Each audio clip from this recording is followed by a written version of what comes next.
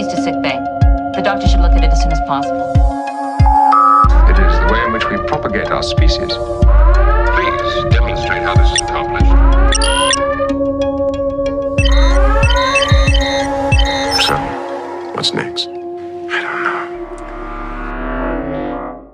Hi, and welcome to Casual Trek, a Star Trek recap and ranking podcast brought to you by Nerd and Ty and the Kazoo.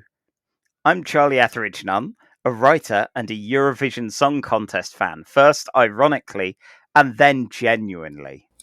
And I am Miles Reed Lobato, science fiction writer, and a fan of Hawkwind. Wow. See, I originally figured if anyone questioned why there wasn't going to be any singing here, it's like, well, it's Casual Trek, innit? You know, we're casual here. Look, you know how at this point my intention with every opening is to find some way to break you within the first 30 seconds. Oh, God. Well, thanks, Bane. I still need to top my spit take total from last episode, where I think I managed to make you spit take on camera twice. Yes, yeah. I mean, that was an episode which was about Wrath of Khan, and I think about 10 minutes longer than Wrath of Khan. Hopefully we won't hit that today. Yeah. Anyway. I've never been a fan of Eurovision. I have friends over here in the States who really get into Eurovision. Like, they love it. They do the whole drinking parties, everything. But it's Wisconsin. You don't need an excuse to drink. You just drink. Wisconsin's very much like England in that respect. For me, Eurovision will always be the thing that just kind of delays Doctor Who on a Saturday night by 30 to 40 minutes. Or have it be 30 to 40 minutes early because, you know, Eurovision. Oh, no, Eurovision, it's like, aside from a lot of our half-assed attempts sending an act over, either to go, old people will remember this, when it's like, well, they're not going to be the ones voting because we can't vote for ourselves anyway. Or, like a couple of years ago, we sent a guy that just looked like some bloke. He looked like a bouncer at a Weatherspoons. Kind of thing. It's like, oh shit! Oh no, we sent some guy there by mistake instead of a musician. But you look at so many of the attempts at getting politics under the radar things. You know, there was a great song about trains, and it's about the line. Yeah, it's about a rail going between a couple of countries, and it was about maybe we should team up a bit. Russia, it's a bit scary.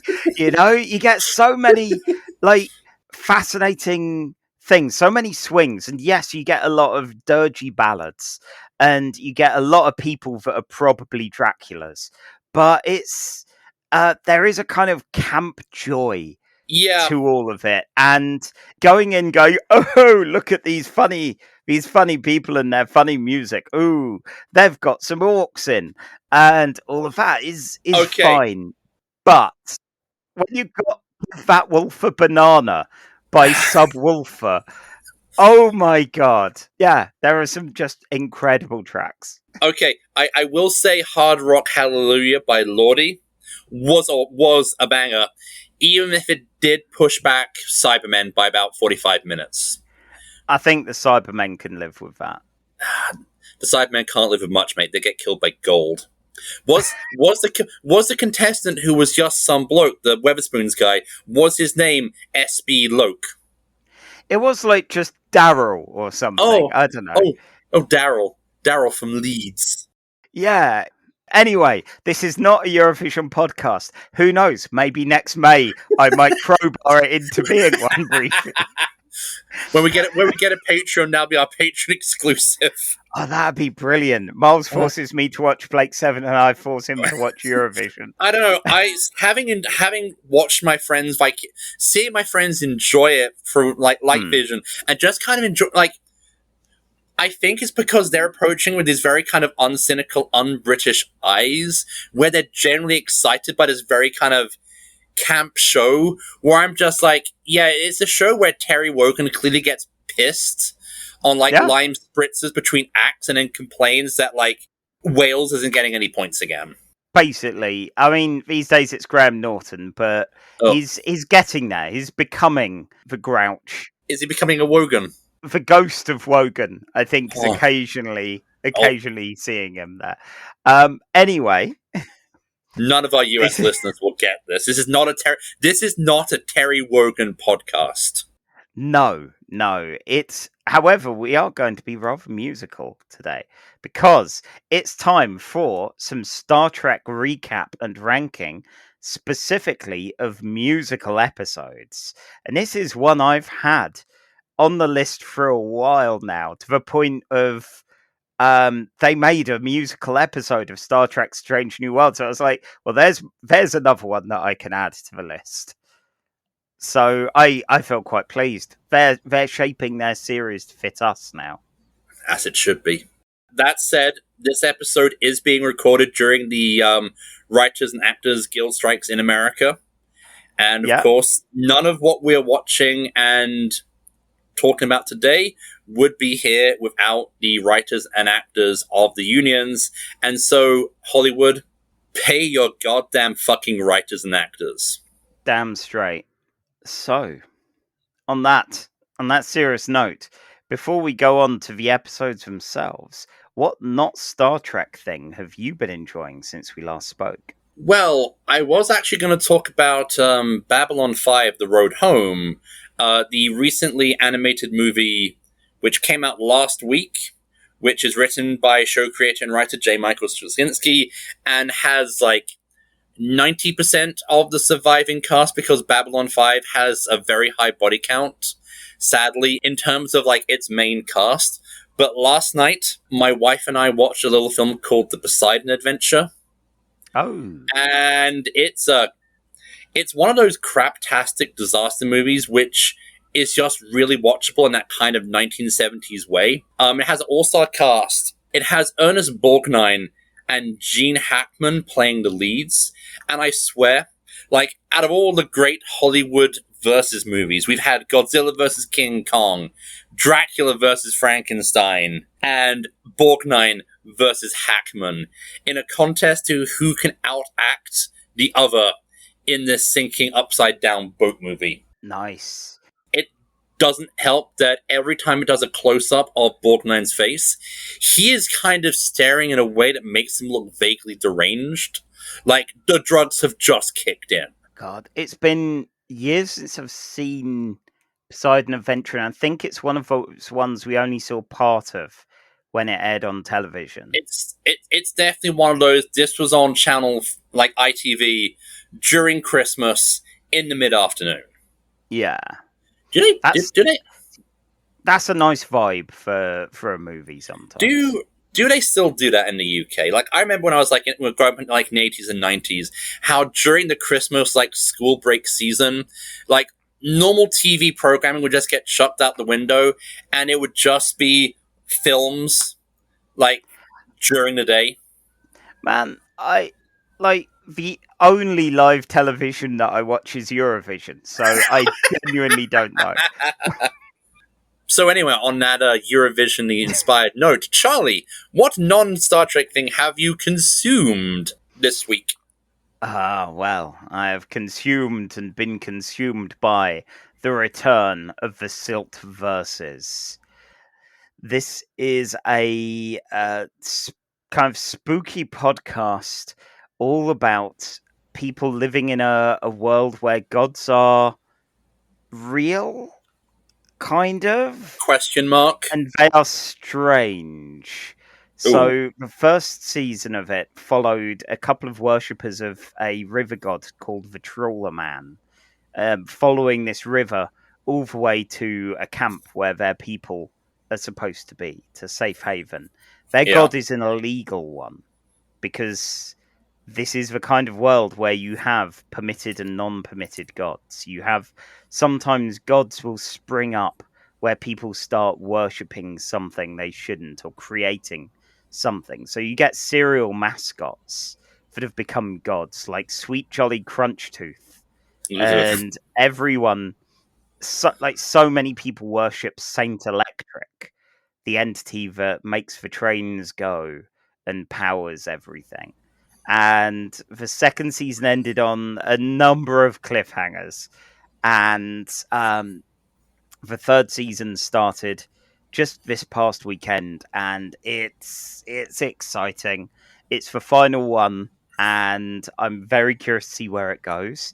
And I'm really excited to see the role playing game of the Silk Verses is due out soon, where you play people all undergoing like religious existential crises, which make you perfect people to investigate gods that might have gone feral or weird, or worshippers that might start doing kind of horrific things. We are getting a lot of RPG modules concerning podcasts. Like so many.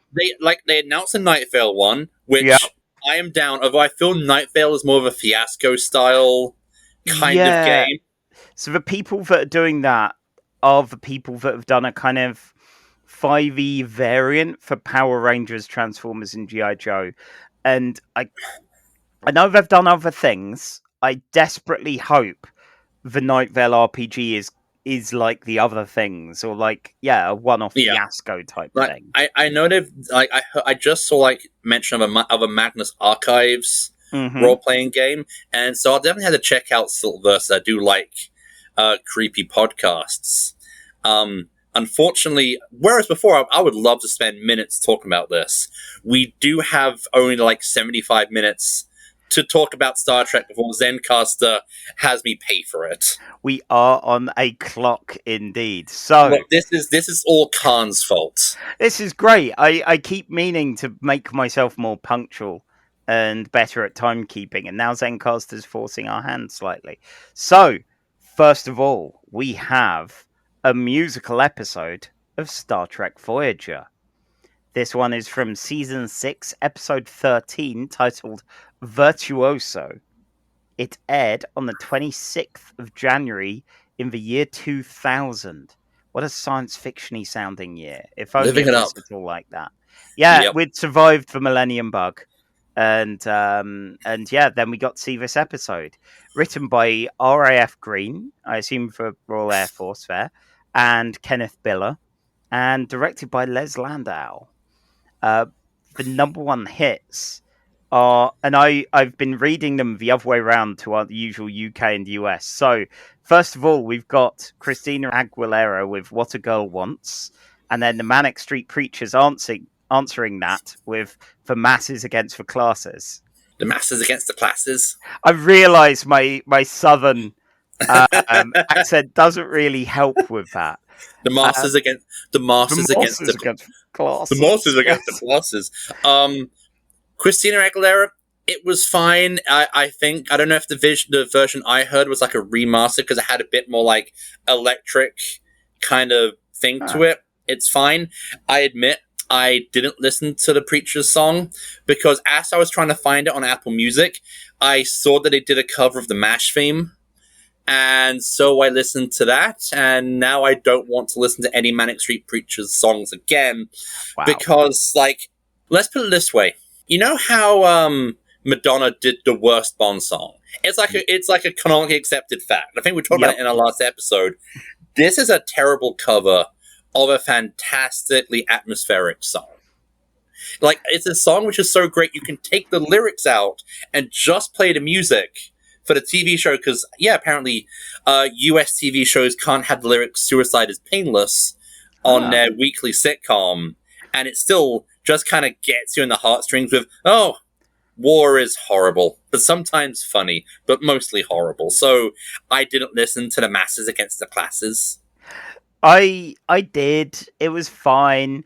I got heavily into Britpop type music back in the 90s, mainly because Kieran Gillen.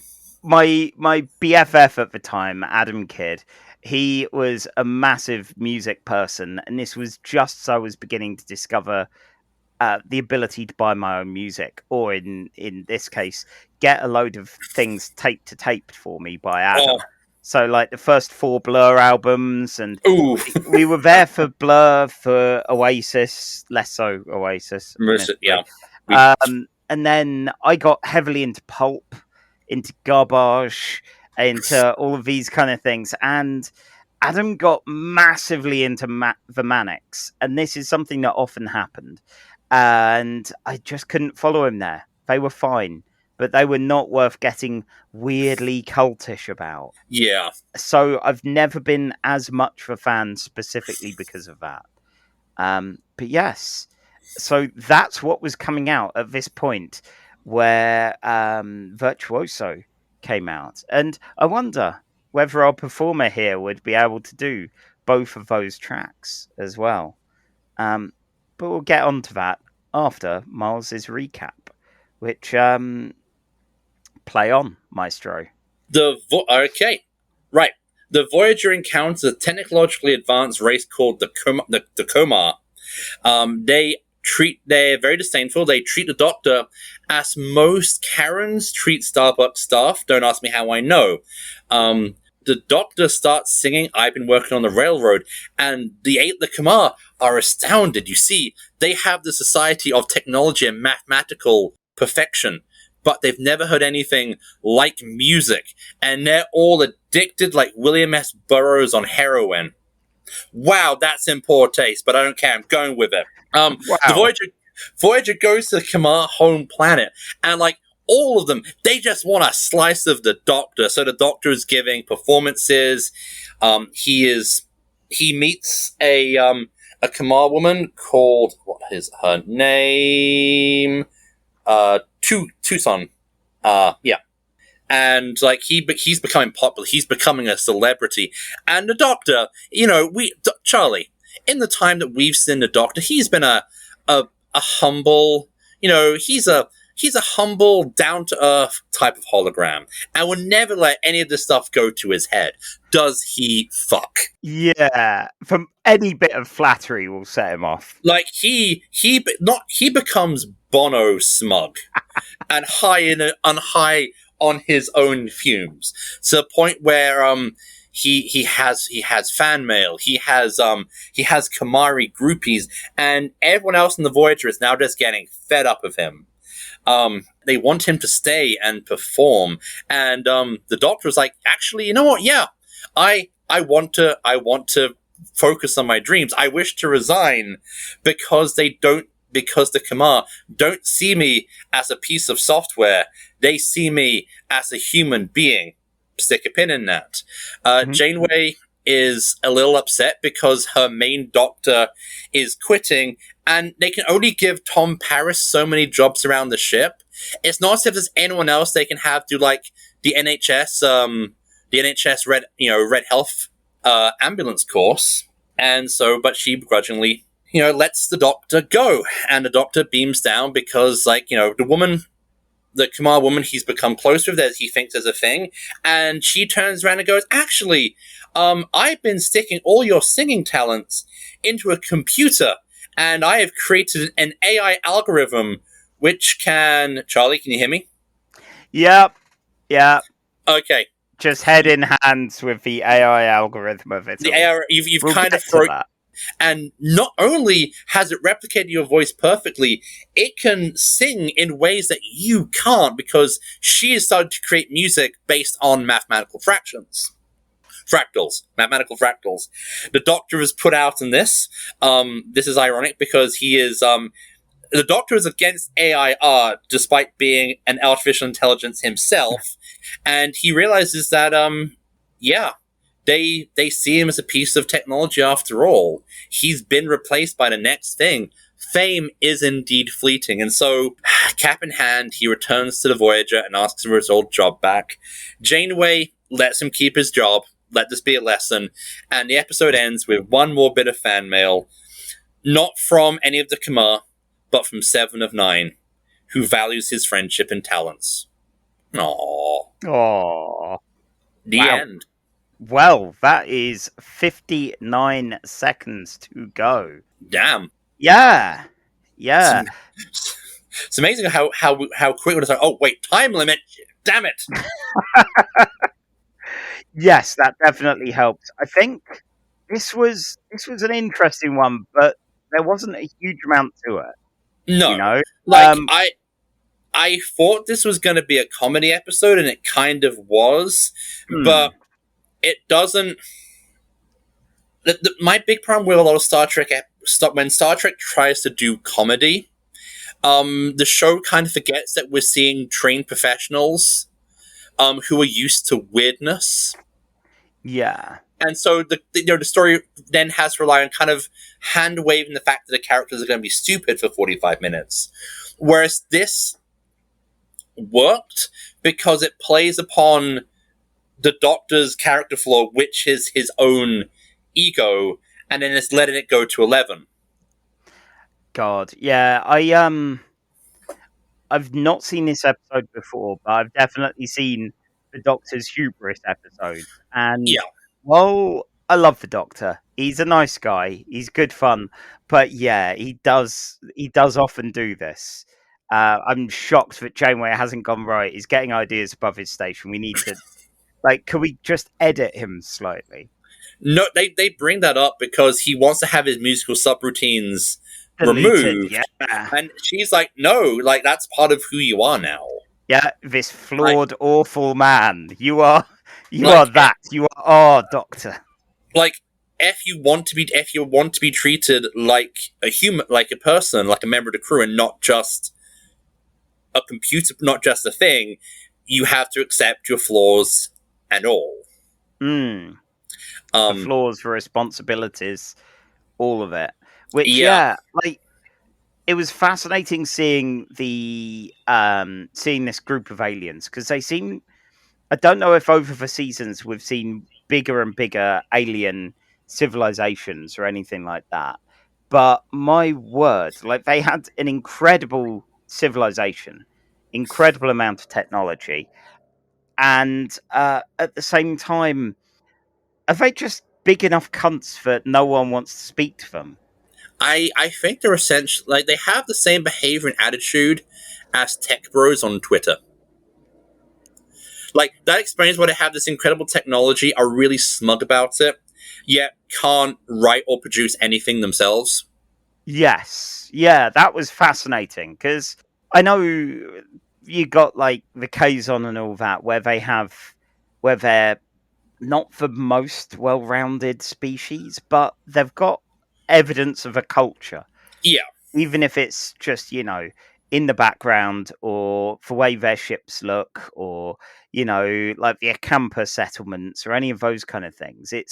There's visible stuff where these guys, the moment they were like, oh yeah, we've programmed our own Doctor, I figured it would just be some kind of hollow simulacrum that then would sing. When it just gave out noise, it was amazing. It was hilarious. It was very clear, when the copy of the Doctor was the copy of the Doctor was singing, that it had no soul. Yeah, because it doesn't know what a song is. It is AIR all over again. It doesn't know why it makes a noise. When you see the Doctor sing, you can tell that he's passionate. You can tell that he cares about, he wants to okay, it's his ego showing, but he clearly wants to give a good performance. He wants to dress up in the appropriate costumes. He wants to present this authentically. Yeah, he's got the level of snobbishness of a third Crane brother, almost. Yeah, but he has the passion and dedication towards music as an art form, and I was going to say this did something Voyager never does. Oh, it gave Harry Kim something to do beyond just being on the bridge. When they introduced Harry Kim and the Kim tones, I was like, oh no, has he found the only people lower than him? Their band has to be named after him. It's like, oh no, are these the people he makes call him captain? He's the bully of this clique of the literal worst. No, it's Harry Kim. He doesn't make them call him captain. He makes them call him lieutenant. Ah, of course. Yeah, one of the few episodes to have an extended bit about jazz and not be directed by Jonathan Frakes as well. I know. Shocking. Does any of the other crew members do anything? Because why are they making Paris the replacement Doctor? Like, seriously, is a St. John's hot ambulance course that difficult to do in the future in the Delta Quadrant? It seems like the first aider training only happened for Kess and Paris, and that was it. It does feel weird. I wonder if the Doctor deleted it, like all the first aid courses, just to make sure, just to ensure his job security. Job security. Yeah, exactly. Okay, on the subject of like job security and AI, I work in a grocery store, so I have to deal with the automatic U-scan machines. Oh yeah, and they're terrible. 90% it's because of user incompetence, and I'm just like, yeah, that's job security. That's what keeps me having a job. It's great. Yeah, it's right. The ones in the Sainsbury's near us are always that comforting reminder that Skynet won't really happen, or if it does, it'll be really incompetent. And those are the good ones. Like Skynet will probably be like a creation of Elon Musk. Like he tries to fix Twitter and like creates Skynet, but like crapnet. Yeah, just a planet littered in the dead bodies of tons of robots that never really did anything. Mostly blew themselves up. And he'll still be complaining about people wanting to block him. Of course. Such a child. Speaking of children, were these aliens like just short people? Or were they hobbiting it and like it felt like some of them were on their knees at some angles and then kind of taller in others? I think they're short actors because like the main leader of the race is played by Paul Williams, who is a musician, music producer, plus actor. I think he wrote the Rainbow Connection for the Muppets. Oh yeah, Bugsy Malone's is Paul Williams. Bugsy Malone. Like the camp classic film Phantom of the Paradise, which is amazing. It's Faust meets the Phantom of the Opera with like 70s like electronic music. It's quite a spectacular piece of cinema. That does sound like a good version of a Phantom of the Opera. Yeah, and he plays the villain in that, and also I think he was in Dexter's Laboratory. Oh wow. He's been around, so like, yeah, I get the feeling they probably went for shorter stature actors, so the Doctor could literally loom over them. Yes. So, okay, I was going to originally. I was thinking with the other episodes of discussing the tracks of music, but the Doctor, like, he did a lot of classical stuff. He did a lot of copyright-free music. Yes. Yeah. And yeah, just seeing what there was, there's the I've been working on the railroad, which, yeah, given the treatment he had by his patients, that's fair. Yeah, there was a bit of opera. There is some jazz, which then kind of went like a kind of a crooner number. Yes.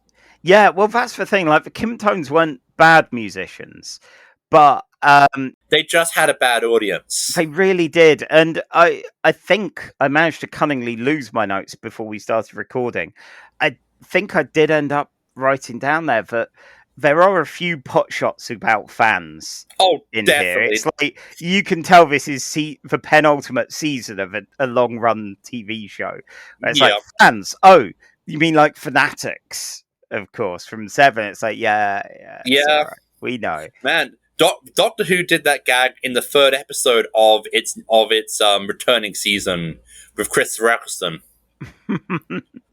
So yeah, and then of course there is just the content slurry of the fake Doctors singing as well, which is like just gloriously bad. So yeah, like as a musical episode, it was mostly just a Doctor episode. It was fine. There was music in it. Like my remit. Neelix became his agent, and thankfully Neelix didn't feel Spectre anyone. No, although I bet given enough time he would. He did have real Del Boy vibes. And I'm pleased that 6 seasons in, we haven't forgotten that Neelix is the Del Boy Trotter of space. So yeah, you guys don't even do money, but we're here with this grift. I don't know how it works. So, yes, Neelix, we know. He's just doing it to feel good at this point. Yes, yeah, it's morale. After all. All right, so it's a fun episode. Which, it's... But where does it go on the big list? Because we do not have a lot of... Let's see, I think our highest Voyager episode... Yes? By big list, do you mean our big list of best to worst Star Trek episodes? Yes, we do. Yeah, it's getting pretty big now. We're on the road to 100 at this point. We have 65 entries going all the way from Star Trek II, The Wrath of Khan, our brand new number 1. I do need some like chart show music or something. Number 1. That. Thank you. Around the midpoint, we have Data Law for the Next Generation with Data's dirtbag brother. At number 32. Yeah. And then finally, at the very, very bottom, at 65, we have Strange New Worlds, Lift Us Where Suffering Cannot Reach, with the machine where you plug in a boy and it kills them to make a city float, and Starfleet do nothing about it. Number 65. Ouch. Fucking child death machine. So, from that, where do we want Virtuoso to go? Because we've had a few bits and pieces of Voyager. Like, our big one, of course, was Tuvix, which is all the way up in number 22. Our highest ranking Voyager episode is Drone at number 17, where Evan has a Borg son from the future. Yeah, that was shockingly good for what it was. This is a difficult one. Because, it's an interesting sci-fi idea. It's a nice little character study of the Doctor. It's better than that one Voyager episode with the Hollow Clown. Oh god, yes. But we let's have a look. But the Thor is our lowest Voyager in 61, so it's where the Dream Clown belongs. To be honest, looking at Tuvix as a thing here, I think Tuvix is probably better as not only the thought experiments of a Tuvix, but the way it affects everyone. This is a good Doctor episode, but there are a lot of Doctor episodes and a lot of Doctor Hubris episodes. And then we have number 36, Jatrell, which is a Neelix episode where he confronts a war criminal. And,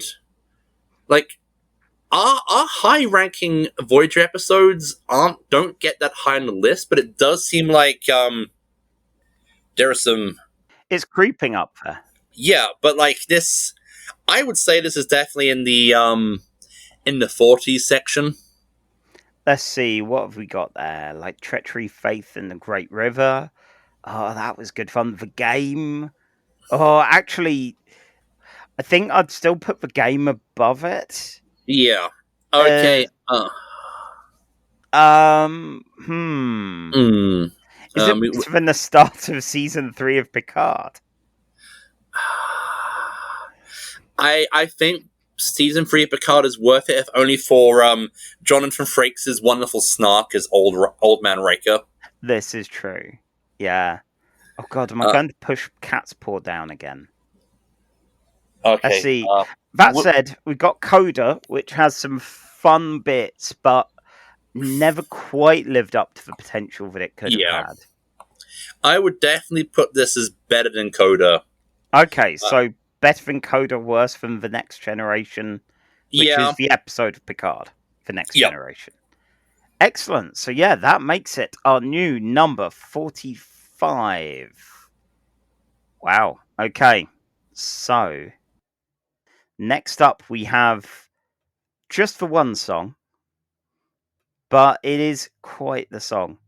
So this time we have Picard, Season 2, Episode 6, titled 2 of 1. This is the episode where I started trying to figure out if I could do an entirely music-based episode of Casual Trek, because we need more Picard on the board, whether we want to watch it or not.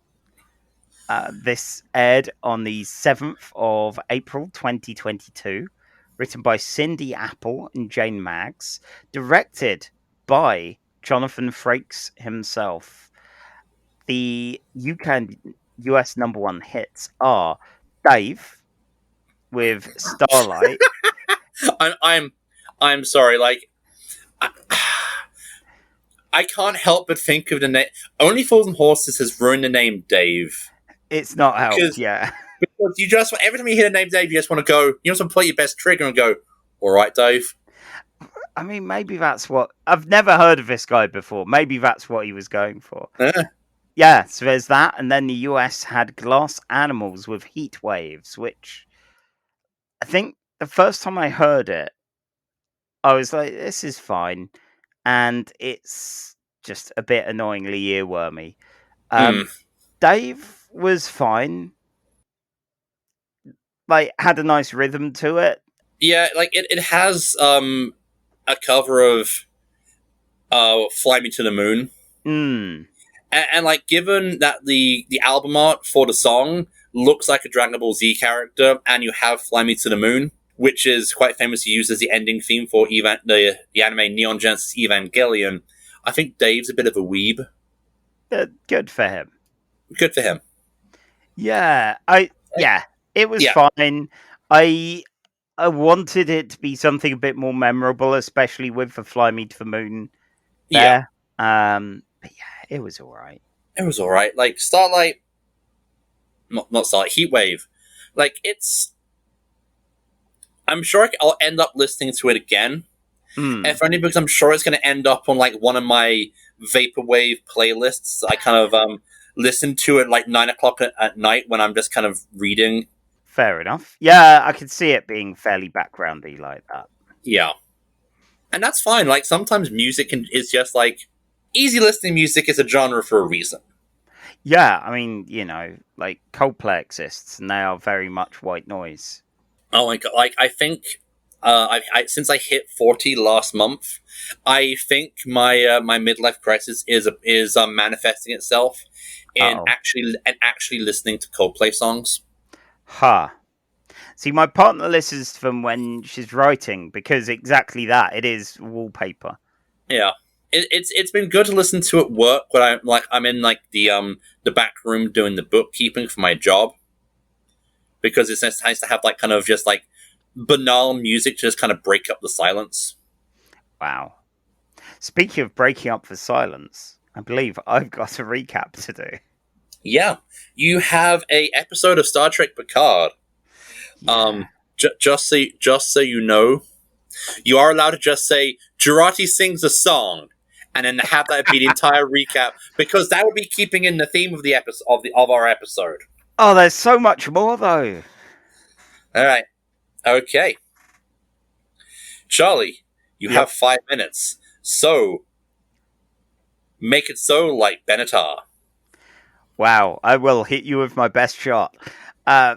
So, Picard has gone back in time to LA in 2024, cues up some mischief with Adam Sung, yes, another bloody Sung, and trying to sabotage Picard's ancestor, Renee, stopping her from going to a Europa space mission by pretending to be her therapist and playing on her mental illness. This means it's heist time, baby. The group are having to break into a party to stop Renee from quitting the mission, and Jurati's been arrested, and no one knows she's secretly got a Borg Queen in her head. She's gone all Scorpius. Oh, God.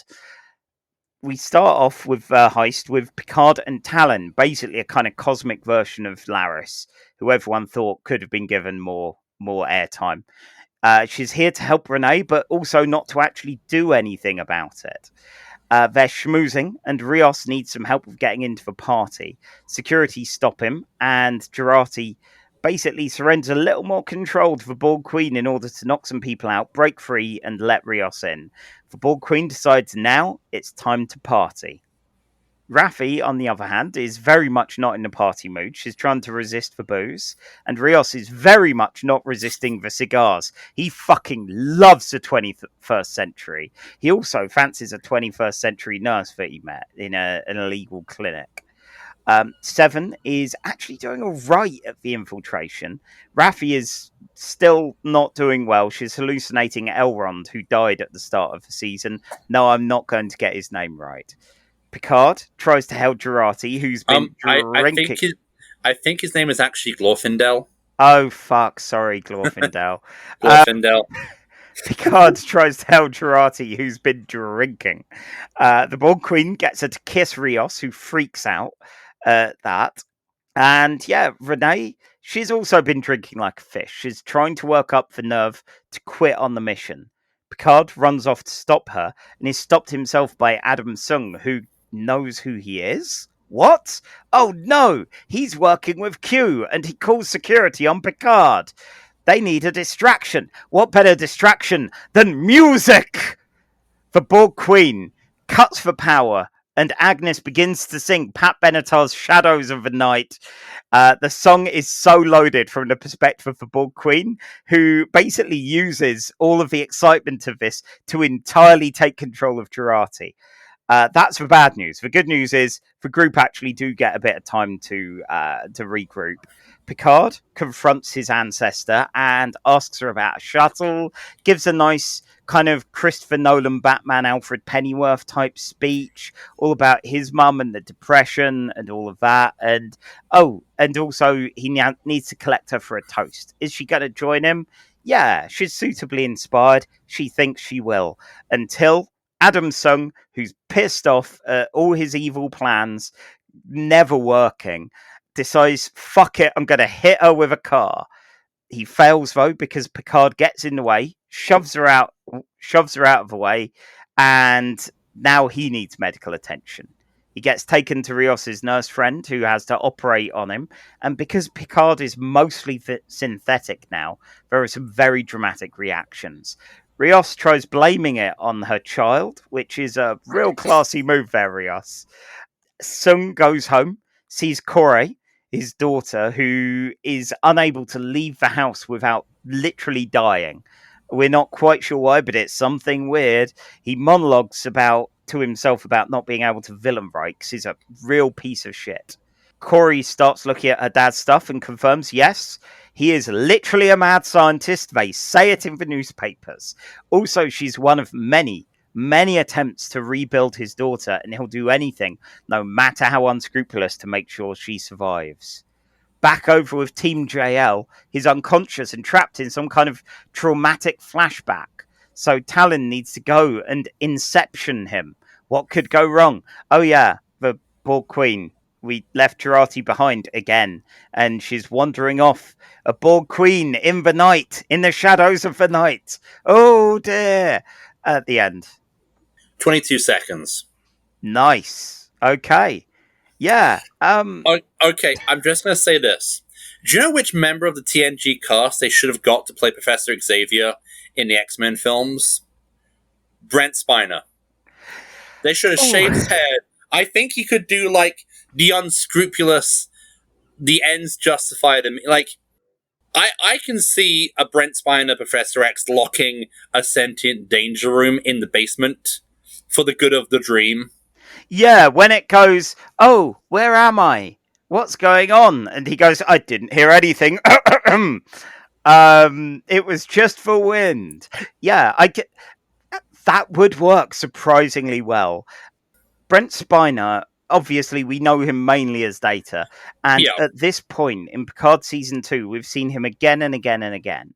And when I first saw him, I was like, oh, God, not again. But he does a very good job of being a complete heel. You know, not a good one, not an effective heel. Because, he just, Adam, I've goofed again. Oh, no, I've whiffed it. Is this the first time in all of Star Trek's televised and movie history that someone has quite literally tried to solve their problems by hitting them with a fucking car? God, I don't know. I've not seen a huge amount of time travel stories. There's got to be some more of that down the line. But yeah, this felt like the most blatant. Right, Plan A has failed. Plan B just fucking hits her with a car. Job done. Yeah. Do you know what he should have done? Mm-hmm. Attacked Picard with a little bit of lead pipe. Yeah. As we saw last episode, lead pipe solves all else, apart from the person being hit with it. Coming back to this season, it does suffer from being way too serialized. And I got so excited when I was like, oh my god, this is the heist one. And it's not even the heist episode, because it's part 2 of the heist. Because part 1 was a thing, and the next part's a whole thing, and it's a bit too serialized as a whole. If this was just the episode that was a heist and it's got a musical number, then that would have been quite nice. I forgot how fun Rios is as a character. Yes. Yeah, Rios is good. Seven doesn't get a huge amount to do, but no.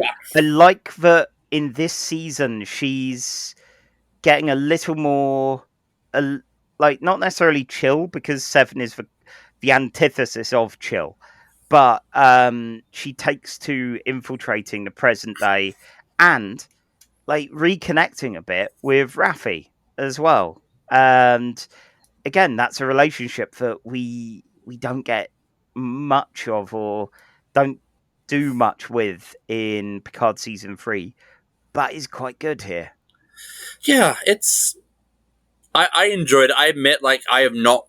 This is the 3rd episode of Picard season 2 I have watched, but thankfully, the recap was enough to kind of keep me on board. I guess. And for a heavily serialized show, they do a good job in constantly telling you where we're at in the story. Because I couldn't remember where we were at. I guess at some point,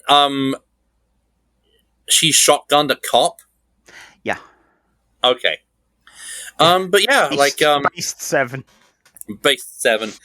So, musical numbers. All one of them. Yeah. I mostly know Pat Benatar from Rock Band and Guitar Hero. And I feel that's my sin. I feel I probably should know more. In fact, I watched the music video before we recorded, and it was very good fun. I mostly know Pat Benatar from, in the 80s, the music producer Giorgio Moroder. Oh, yeah. Did a edit and retint of the film Metropolis, the Fritz Lang silent film, where he cut it down to 80 minutes, 80 to 90 minutes. This is a 3-hour film. And then slapped a all new wave kind of music score. He got musicians like Freddie Mercury, John Anderson, Bonnie Tyler, Adamant, and Pat Benatar to do songs for the album. My word, that sounds great. Which I admit I do possess this album on vinyl. It's a guilty pleasure of mine, because a lot of those songs really kind of rock in that early 80s sort of pop / new wave / synth in the way the early 80s only ever did. Nice. And I think she did Here's My Heart, which is the I think that's the love song of Metropolis. But yeah, it's a good album. Yeah. I find Alison Pillar a tricky one for the She Is a Borg Queen part of it. She's there dressed in one of 6 from Battlestar Galactica's cast-offs. And I still mostly remember her as Kim Pine from Scott Pilgrim. Wait, really? Yeah. She's Kim from Scott Pilgrim? Sorry, Kim. Yeah, that was the drummer, right? Yeah. Yeah. The one who says we have sex with bomb and Scott Pilgrim's going to kick your teeth. Yeah. Okay, I can see it now. Yeah. And I just... Yeah. I have difficulty really necessarily go, okay, yeah, she's going to be all femme fatale and do all this. And I think that possibly works better for, Jurati doesn't know how to do any of this or be all like Borg Queenie with it. So letting the Borg Queen drive and having her like as the Scorpius in Jurati's head kind of worked. Man, if only they went full Scorpius and had the Borg Queen like wearing a Hawaiian shirt. Oh, that would be so good. So, where would you say this goes in the big list? Right. So it's better than Picard episode 1, season 1, definitely. But that's in 63 out of now 66. So, Number 63. There are at least 62 episodes better than that already. Like this, there are some shenanigans, and I know both in my messaging to you and on here, I've said I fucking love hijinks. Like Star Trek hijinks, yeah, sometimes they get the comedy episodes a bit bad, but you got a heist, and I like a good heist. I am looking at Strange New World number 60. Yep. Like, I think it's better than Strange New World. Yep. Like, it's okay. I think it's definitely better than number 59, Despite Yourself from Discovery. I don't think it's as good as number 58, which is triple body horror with more troubles, more triples for the animated series. God, that's a tricky one. Actually, no, it's not. I'm looking at what's above it, and Lost and Found for Prodigy is better. I still need to get some physical copies of Prodigy in order to be able to cover it again on this show. I mean, Encounter at Farpoint is always a big challenge there. Yeah. But it's probably better than this. Like, the shenanigans are fine, but it is trying so hard to be a prestige drama kind of show, and that only comes off as a disadvantage for it. I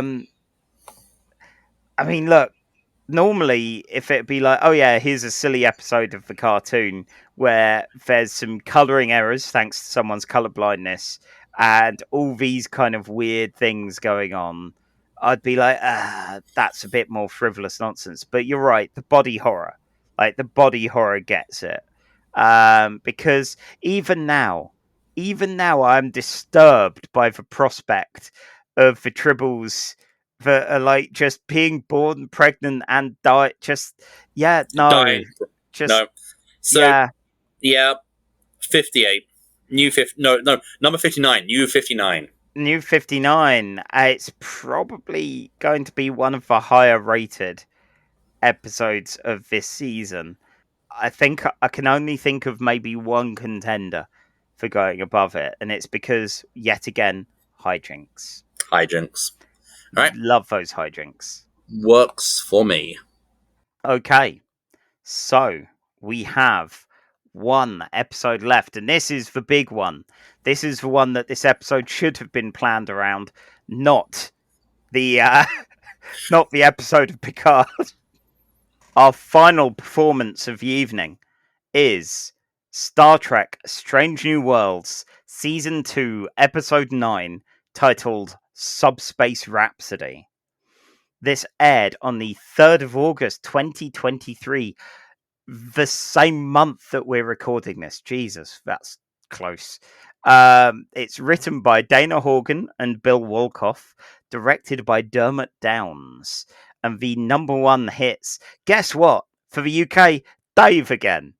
All right, Dave. All right, Dave. With Central C and Sprinter. And the US had Morgan Wallen with Last Night. And yeah, again, the Dave one, fine. I think I preferred the other one because for Fly Me to the Moon hook. And Morgan Wallen is one of those, like, it's country's just not my thing. No. Like, metal is not my thing at all. Country I can appreciate a bit of, but I just no. I don't know. I'm sure there's some country that I've liked, but this is not it. They're fine. The songs are fine. It's like, yeah. They're not Ed Sheeran. They're not Ed Sheeran. It's shocking to think they're kind of seeing a couple of very recent artists, and they're not the same people again and again and again, like your Sheerans and that. Yeah. I'm quite pleased with that. Have we had any Swift turn up on the show? Like once, I think. Okay. Yeah, where is she? God damn. She's on tour.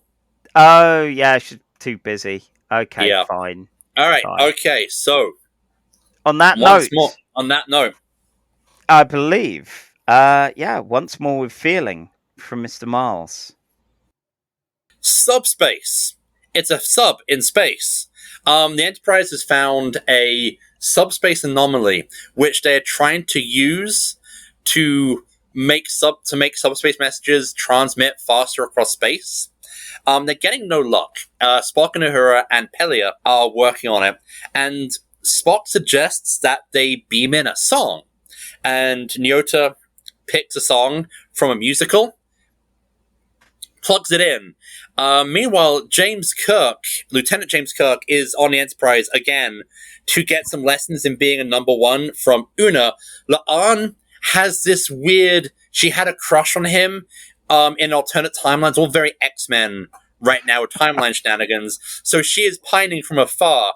The subspace thing happens, and immediately everyone in the ship starts breaking into song for no good reason. It turns out that they've broken subspace by creating an infinite improbability effect, where they're now somehow in a universe where the rules of musicals apply, and not a universe where they're all bunnies. I doubt it'll be bunnies. Hopefully it's not bunnies. Mbenga wasn't. Mbenga doesn't want to be Umbunny.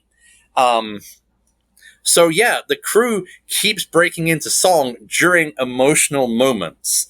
Una and Kirk break into song when they're discussing what would make Kirk a good commander, and we see how Una's opening up with kind of being a little bit more hands-on and just one of the team instead of just kind of reserving herself.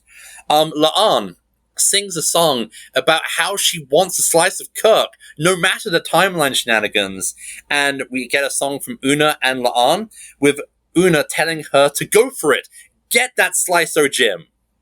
The Klingons aren't liking this because the subspace effects are spreading and they've reached Klingon space.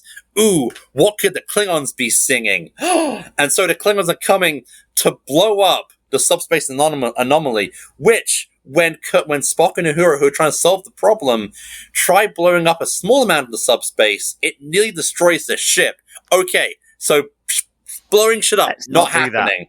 No. Meanwhile, Pike and Batel, his captain girlfriend, it's complicated, get into a song on the bridge because Pike won't commit to Batel's idea for a holiday, and this is getting awkward. Meanwhile, Chapel, who has been dating Spock on the side, has gotten a work placement scholarship with a Dr. Corby. Stick a pin in that for a forthcoming episode. And so she's planning to leave, and she lets Spock know by singing a "fuck it, I'm breaking up with you" number. Very T-Swift. Oh, what a number. What a number. Spock doesn't like this, and Spock's out. Uhura thinks she's got something. Spock sings a song about how emotions are terrible, and he's not doing emotions again, and he leaves. Uhura sings a song about how she is slowly starting to feel connected to everyone, and then she realizes, that's it. That's how we save this. We have to follow the rules of musicals, and we got to do a big show-stopping finale, and everyone has to sing to reach a certain amount of points, so we win Space Eurovision. Yeah. And so Uhura leads the crew in a song about how they're all connected because they're the crew of the Enterprise. And then the Klingons turn up and they get on the screen and they start singing K-pop, and it's awesome. And the ships start doing a dance, like doing a twirling dance in space, and all the main cast come onto the bridge for that final show-stopping number, and they hit it, and the Subspace fissure closes, everyone stops singing, and everyone's kind of doing that take a bow, clap, everything, and it's kind of awkward between Spock and Chapel. And everything goes back to normal until Uhura starts singing. And everyone's just like, oh no, not again. To which Uhura just kind of goes, what? It was a kind of a catchy song. Jazz hands, the end. Oh, good jazz hands there. Good work. And with 15 seconds to spare. This was... I know that it was corny as hell. But, like, that last song, as utterly cheesy as it was, I was re-watching Subspace Rhapsody last night. It's like, this is just so joyous. Like, it's charming. It's charming as hell. I get that musical episodes are like time loop episodes and things like that, for every genre TV show has to do it at least once, you know. Like Buffy did it with Once More with Feeling. I think The Magicians, a criminally underrated show, did it at least a couple of times. And then Riverdale just intermittently decides to go a bit musical. Sometimes just once an episode every now and then. I've heard rumors that they might be doing a musical episode of Doctor Who for like the forthcoming season. Doctor Who have done a musical episode before. There is a Big Finish audio called Doctor Who and the Pirates. Right. Which is told in unreliable narrator for each episode, but the third episode becomes a full-on kind of Gilbert and Sullivan style musical, where Colin Baker, who has some fantastic pipes, sings a cover of I Am a Very Model of a Modern Major General called I Am the Very Model of a Gallifreyan Buccaneer. And it's delightful. So, yeah, I think every kind of most shows have tried to do a musical episode. You've got anime like the Macross sci-fi mecha franchise, which has the idea that pop music will literally stop a space war. So, music and pop singers are an integral part of this space franchise. Macross is well known in the West for being the show they cannibalized to make the good part of Robotech. Oh, I see. That's why I've heard of it. Yeah. I mean, yeah, you do make it sound appealing with that. And this is as someone who is very tired of Jeff Johns' all you have to do is hope and then not take any action, and somehow, you know, politics will fix itself and everything will be fine. But going, yeah, fuck it, music will do this. This is a franchise where in one show they quite literally punch out a Cthulhu-sized space monster with like a power ballad. Nice. Like it's a franchise where in one series the main character controls his transforming fighter jet with a guitar. Okay, this does sound like it's kind of either pop as hell or metal as hell. But yeah, this episode is delightful. I think it does the difficult job of having to wrap up all the character arcs in time for the finale next week. Oh my god, yeah, and that finale is raw, man. There's a lot of grim stuff going on and tense stuff, and an episode like this just to go, let's have fun with it. And the fact that you can tell both in the performances of the actors and in the behavior of the characters, you know, there is a variety in the reactions of people going, fuck it, it's a musical now. I work in a musical. Isn't that great? And the people that are freaking out, like Lan, pretty much sounding like she's going to try and campaign for everyone to go in their rooms until it goes away, rather than actually sing her feelings out loud, which again, always love Lan for that kind of thing. I love that Una is becoming like that idea of, she doesn't care about singing her truth because she's open and fine with that now. She did it. She did it. Yeah. Like she's out and proud, basically. Well, yeah, and there's the moments of things like watching the like Ortegas and how have I forgotten her name? The other woman on the helm. The one who they swap places with, yeah. When they're both using the controls at the same time, like it's a dance sequence. Yeah, but they're just innately synchronized, like it's a musical, and that you get that repeatedly from people in the background. It's like, yeah, they are coordinating.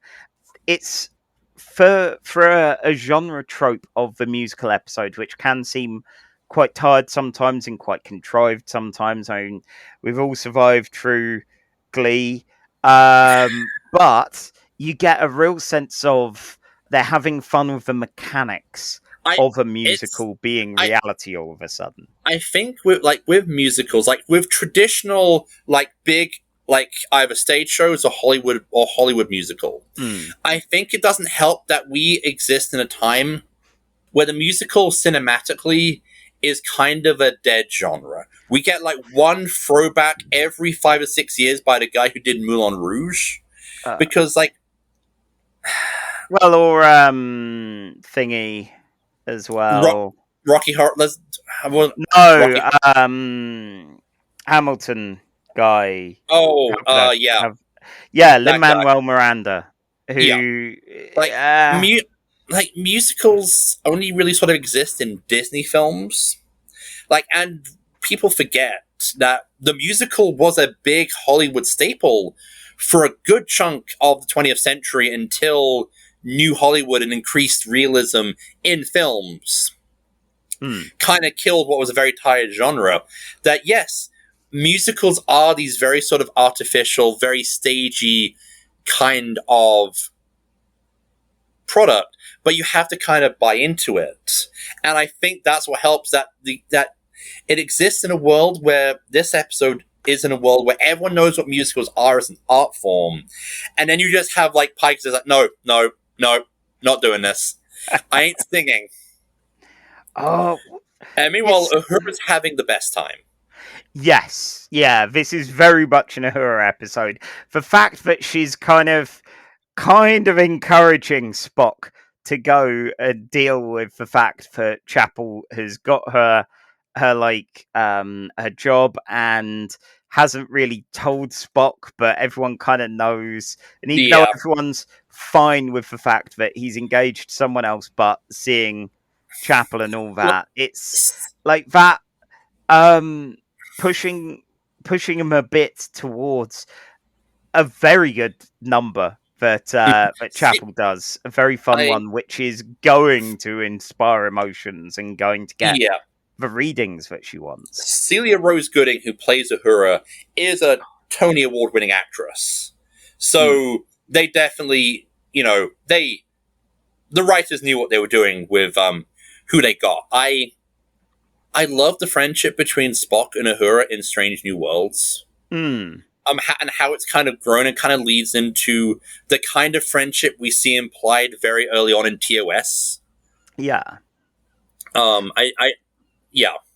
Well, Kirk, like we spoke of Kirk previously when we did the Strange New Worlds Balance of Terror, and it was that thing of the more that we have seen him, the more impressed I've been with him. Like Paul Wesley, I saw someone saying Paul Wesley is not being Shatner, he's being Kirk. Like he's doing his own spin on Kirk, and you get that kind of cheeky little smile, that kind of, he's a little more casual with his crew, and he works in the role very well. He's definitely grown on me. Yes, and there's something I was trying to remember.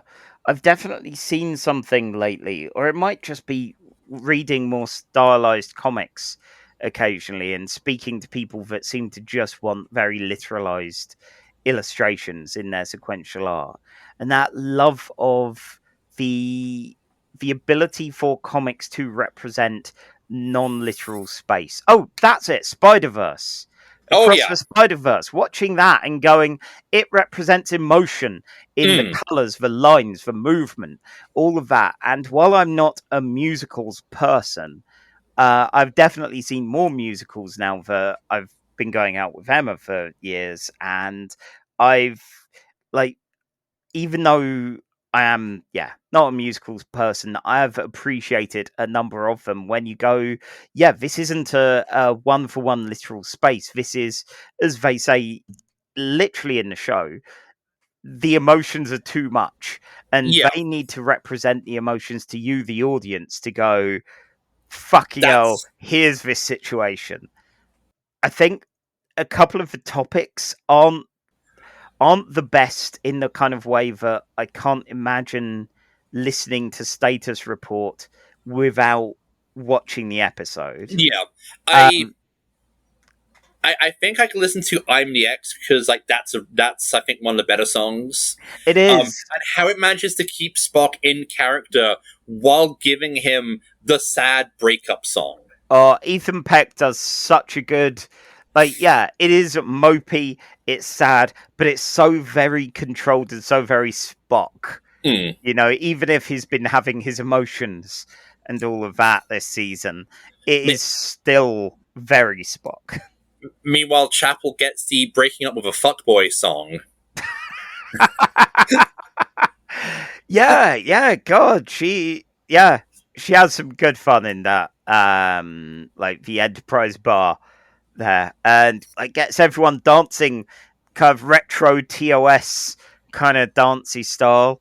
To be honest, while I was thinking after rewatching it yesterday, I wouldn't listen to any of these independently. Like, just the feeling of We Are One, as much as it is very much from this episode and that scene, it still felt very heartwarming and inspirational. Like, the music of it is one that is stuck in my head. So I think they did a good job with this. So, what did you think of K-pop Klingons? I was thinking, is that boy band Klingons? I am so unfamiliar with K-pop. I've had it either described as K-pop Klingons or boy band Klingons, and just people like complaining that they're not singing an opera. It's just it's the ultimate personification of that's the joke. Yeah. I mean, it's a musical. It's going to have something a bit lighter. You're not going to go there and there'll be some sort of dirgy sea shanty or whatever you imagine Klingon opera to be. Yeah. It's good. Like, it's a fun moment in a very up song, and going over there to a grim opera wouldn't work. No. And of course, a cameo from Bruce Horak, who played Hemmer as the Klingon captain. Yes, that was cool. Favorite character. Always glad to see him again. Yes. Yeah, it was cool. All right. For our showstopper, where does this go? I mean, where does this go on the big list? Yeah. Yeah. Yeah, I think it's one of the good ones. You know, just looking for the Strange New Worlds is. Like, we've got Spock-a-Mock at 21, which is some good old-fashioned hijinks. We've got, your fun body swap going on there. Like, is it better than that? Is it better than Odo fucking exploding? Which is a couple of spots up at 19. Like, the thing is, the story in this is very light. It's not about the story, it's about the vibe. The story is basic, but then, like, musical stories, like, have to be basic because, the story is just the vehicle to put the songs on. Yeah. Like, it's like West Side Story is basically Romeo and Juliet. Like, it's the basic love story, love tragedy, but that's just what you need to hang. Like, very few people go. I don't think most people go to musicals for the plot, unless it's Rocky Horror. But even then, you're still going for the songs, for the audience participation, for the experience. And this was definitely you're going for everything in Rocky Horror. Again, not necessarily the plot, but the vibe, the feel, all of it. Yeah, it's a tricky one. This is definitely. This is one I could see myself revisiting from this season more than the others. And there are some that I'm definitely wanting to go back. I can't wait to revisit this one when I get to the rewatch with Rihanna, my wife. Because I know she's going to love it. Because, yeah. Like, she's also, she's going to love it for the Capella cover of in the opening credits. God, because we didn't even cover that. That was wonderful. Because she was in school band, so she was basically in the Glee Club. She was a Glee. So like she will definitely be like, okay, I love how when the showstopper, like when our mission ends and it cuts into the classic bum bum bum ba ba ba ba ba for like the old classic Star Trek closer. God, this is so much fun. Yes. Yeah. Yeah, this is better than Odo fucking exploding. Okay. Like, okay. I could watch this. I could watch some of these numbers again and again. Like I could YouTube some of this shit. Definitely. Like, yeah. You know, okay. Does it have like a sci-fi message? Does it have like does it have a moral core? Yeah. Musicals are fun. There you go. There's the deep. This is as apolitical as Star Trek gets, which is musicals are really fun. We should appreciate them more. Oh dear. Yes. Well, okay. Bumping up a bunch to a different performance entirely. There is Conscience of the King in position number 12. Ooh. Yeah, I figured let's go for a difficult choice here. Conscience of the King is better. It is a bit like I know I don't idolize it as much as you do, but yeah, Conscience of the King has some wonderful moments. Okay, that's all right. We've got TNG's preemptive strike where they go, oh, what if Enterprise possibly bad actually, and Roe good, or at least that was very much the perspective I went a bit with. Is this better than Amok Time at number 14? The iconic, quite possibly one of the most iconic classic Trek episodes. So, is this going to become one of the all-time iconic Star Trek episodes? Oh, I hope so. Same here. Hope so. I love Amok Time. I love the fight. I love the blasted high fantasy wastes of Vulcan. All of that kind of stuff is good. I think this is just non-stop fun, though. I think this might beat it in my eyes, but you know, if you've got an argument for me about that, I don't have an argument. So yeah, let's do it. In the spirit of compromise, we have a new number 14. Nice. Okay, that's good. That is a nice, fairly high one in a list of fairly high episodes. So, with that is everything, all of the music out of our system. I say that I am almost certainly going to leave here and then put on YouTube and find some of the tracks from Subspace Rhapsody. So, and you said you wouldn't listen to it independently as a track of music. Okay. All right, like, fair enough. As an actual, in relation to what's going on around it, yeah, I'm definitely going back to some of these. So, that's it for this episode. We can be found online in places like the Nerd and Tie website, Ko-fi, Blue Sky, where we're Casual Trek. Are we Casual Trek or Casual Trek Pod? I can't remember. Hang on, let me check. I think we're Casual Trek. Yeah, take that. Whoever had the name Casual Trek that I think was about walking. We're Casual Trek.bsky.social. That's it. Yeah, you can find me at fakedtales.com, where I talk about indie RPGs, and skyshock.itch.io for my comics, and over on Blue Sky as Skyshock, and then the rest for usual Blue Sky address. What about you? You can find me on mareedlobato.wordpress.com for my blog, which is has been a bit lapse of late, but it's been a hectic couple of months, and I hope I should get back to that soon. And you can also find me on Blue Sky at milesreedlobato.bluesky.social. Oh, by the way, we're on Twitter. Who cares? Who cares? It's Twitter. Yeah. Who cares anymore? Yeah, you can find us at those fine places where fine conversation is occasionally happening, although it does feel demoralizing, as nice as Blue Sky seems to be, to have to go through, what I spent like 12 years trying to build. Up. Yeah. As a man with a failed Kickstarter, seeing the stats on how much Twitter gave me,